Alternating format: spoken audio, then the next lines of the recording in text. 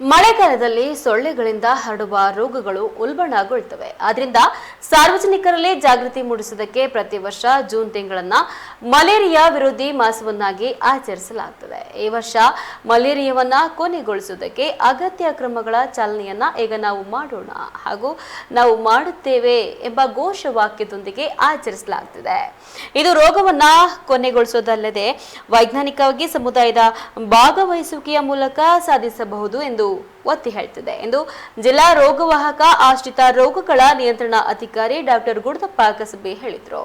ಶಿವಮೊಗ್ಗ ನಗರದ ಬಿಜಿಎಸ್ ವಸತಿಯುತ ಆಂಗ್ಲ ಮಾಧ್ಯಮ ಶಾಲೆಯಲ್ಲಿ ಜಿಲ್ಲಾಡಳಿತ, ಜಿಲ್ಲಾ ಪಂಚಾಯತ್, ಆರೋಗ್ಯ ಇಲಾಖೆ, ಜಿಲ್ಲಾ ರೋಗವಾಹಕ ಆಶ್ರಿತ ರೋಗಗಳ ನಿಯಂತ್ರಣಾಧಿಕಾರಿಗಳ ಕಚೇರಿ, ಇವರು ನಗರ ಪ್ರಾಥಮಿಕ ಆರೋಗ್ಯ ಕೇಂದ್ರ, ಶ್ರೀರಾಮನಗರ ರೋಟರಿ ಕ್ಲಬ್ ಶಿವಮೊಗ್ಗ ಪೂರ್ವ ಇವರ ಸಹಯೋಗದಲ್ಲಿ ಆಯೋಜಿಸಿದ ಜಿಲ್ಲಾ ಮಟ್ಟದ ಮಲೇರಿಯಾ ವಿರೋಧಿ ಮಾಸಾಚರಣೆ 2026ರ ದಿನಾಚರಣೆಯಲ್ಲಿ ಮಾತನಾಡಿ, ಈ ದಿನವು ಮಲೇರಿಯಾ ತಡೆಗಟ್ಟುವಿಕೆಯ ಆಚರಣೆಗಳ ಸಮಯದಲ್ಲಿ ವಿಶ್ವದಾದ್ಯಂತ ರೋಗಗಳ ತಜ್ಞರು ಮತ್ತು ಸಂಸ್ಥೆಗಳು ಮಲೇರಿಯಾ ತಡೆಗಟ್ಟುವಿಕೆಯ 4 ಮೂಲಭೂತ ತತ್ವಗಳನ್ನು ಪ್ರಚಾರ ಮಾಡ್ತವೆ. ಸೊಳ್ಳೆಗಳ ಚಟುವಟಿಕೆ ಮತ್ತು ಅಪಾಯಗಳ ಬಗ್ಗೆ ಅರಿವು, ಇನ್ನು ಕೀಟನಾಶಕ, ಸಂಸ್ಕರಿಸಿದ ಬಲೆಗಳು, ಉದ್ದನೆಯ ಬಟ್ಟೆಗಳ ಮೂಲಕ ರೋಗ ತಡೆಗಟ್ಟುವಿಕೆ, ದುರ್ಬಲ ಗುಂಪುಗಳಿಗೆ ಇನ್ನು ಮಲೇರಿಯಾ ತಡೆಗಟ್ಟುವ ಔಷಧಿಗಳು, ಜ್ವರ ತರಹದ ಲಕ್ಷಣಗಳು ಕಂಡುಬಂದರೆ ರೋಗ ನಿರ್ಣಯ ಮತ್ತು ತ್ವರಿತ ಚಿಕಿತ್ಸೆ ಅತ್ಯಗತ್ಯ ಎಂದು ಒತ್ತಿ ಹೇಳಿದರು.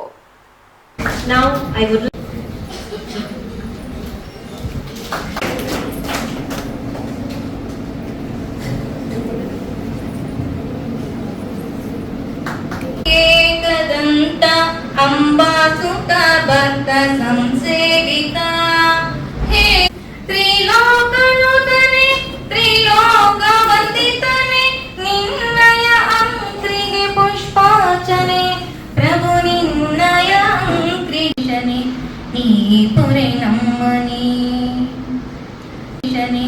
ನಿನ್ನ ಪಾಪ ಹಂತಗಳೇನು ಎಲ್ಲದನ್ನು ತಿಳಿಸ್ಕೊಳ್ಳಿಕ್ಕೆ ಪ್ರತಿ ವರ್ಷ ಶಾಖಮಠದ ಪೂಜ್ಯ ಗುರುಗಳಾದ ನಂದನ ಪಾಪವಿದು ನಿನ್ನೆ 21 ಇಷ್ಟು ಕಾಯಿಲೆಗಳು ಸೊಳ್ಳೆಯಿಂದ ಹರಡುತ್ತೆ. ಆದ್ರೆ ಈ ಸೊಳ್ಳೆ ಎಲ್ಲದೂ ಒಂದೇ ಸೊಳ್ಳೆಯಿಂದ ಹರಡಲ್ಲ. ಸೊಳ್ಳೆ ಒಳಗನು ಬೇರೆ ಬೇರೆ ಜಾತಿಯ ಸೊಳ್ಳೆಗಳಿದೆ. ಒಂದೊಂದು ಜಾತಿಯ ಸೊಳ್ಳೆಗಳು ಒಂದೊಂದು ಕಾಯಿಲೆಗಳನ್ನ ಹರಡುತ್ತೆ. ಈ ಕಾರ್ಯಕ್ರಮ ಮಾಡ್ತಾ ಇರೋ ಉದ್ದೇಶ ಏನು ಅಂತ ಹೇಳಿದ್ರೆ, ಮಳೆಗಾಲ ಪ್ರಾರಂಭ ಆಗುವಾಗ ಸೊಳ್ಳೆಗಳ ಸಂತಾನೋತ್ಪತ್ತಿ ಜಾಸ್ತಿ ಆಗುತ್ತೆ, ಸೊಳ್ಳೆಗಳು ಕಚ್ಚೋದು ಜಾಸ್ತಿ ಆಗುತ್ತೆ. ಸೊಳ್ಳೆಗಳು ಕಚ್ಚೋದ್ರಿಂದ ಮನುಷ್ಯರಿಗೆ ಕಾಯಿಲೆಗಳು ಬರೋದು ಜಾಸ್ತಿ ಆಗುತ್ತೆ. ಈಗ ಮಲೇರಿಯಾ ಬಗ್ಗೆ ನಾವು ಇವತ್ತು ಮಲೇರಿಯಾ ವಿರೋಧಿ ಮಾಸಾಚರಣೆ ಅಂತಾನೆ ಯಾಕೆ ಇದನ್ನ ಮಾಡ್ತೀವಿ ಅಂತ ಹೇಳಿದ್ರೆ, ಈಗ ಮಲೇರಿಯಾಗಳು ಕಡಿಮೆ ಆಗಿದೆ, ತುಂಬಾ ಕಡಿಮೆ ಆಗಿದೆ. ಈಗ ಮುಂಚೆ ಎಲ್ಲ ಮಳೆಗಾಲ ಪ್ರಾರಂಭ ಆಯ್ತು ಅಂತ ಹೇಳಿದ್ರೆ ಪ್ರತಿ ಊರಲ್ಲೂ ಮಲೇರಿಯಾ ಕೇಸ್ಗಳು ನಮಗೆ ಸಿಗ್ತಾ ಇತ್ತು. ಈಗ ಮಲೇರಿಯಾ ಬಹಳ ಕಡಿಮೆ ಆಗಿದೆ. ಅದು ಯಾಕೆ ಕಡಿಮೆ ಆಗಿದೆ ಅಂತ ಹೇಳಿದ್ರೆ ಅದಕ್ಕೆ ಬಹಳಷ್ಟು ಕಾರಣಗಳಿದೆ. ಒಂದು, ಅವೇರ್ನೆಸ್ ಬಂದಿದೆ. ಎರಡನೇದು, ಆ ಮಲೇರಿಯಾ ಬಂದಾಗ ಅದನ್ನ ಚಿಕಿತ್ಸೆ ಮಾಡಲಿಕ್ಕೆ ಉತ್ತಮವಾದ ಔಷಧಿಗಳಿದೆ. ನಮ್ಮಲ್ಲಿ ಸೊಳ್ಳೆ ಪರದೆ ತಂದು ಇಟ್ಟಿದ್ದಾರೆ ಇಲ್ಲಿ, ನೀವು ಅದನ್ನ ಆಮೇಲೆ ಎಲ್ಲರೂ ನೋಡ್ಬೋದು. ವಿಶೇಷವಾದ ಸೊಳ್ಳೆ ಪರದೆ ಅದು.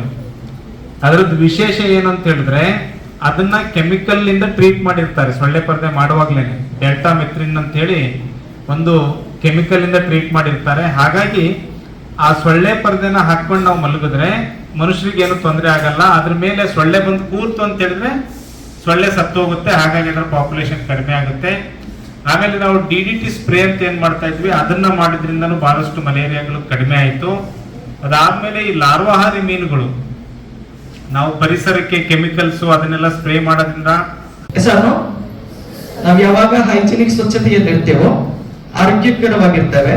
ಯಾವಾಗ when we are more in happy, we know we are all right. When we are all right, we know we studying well.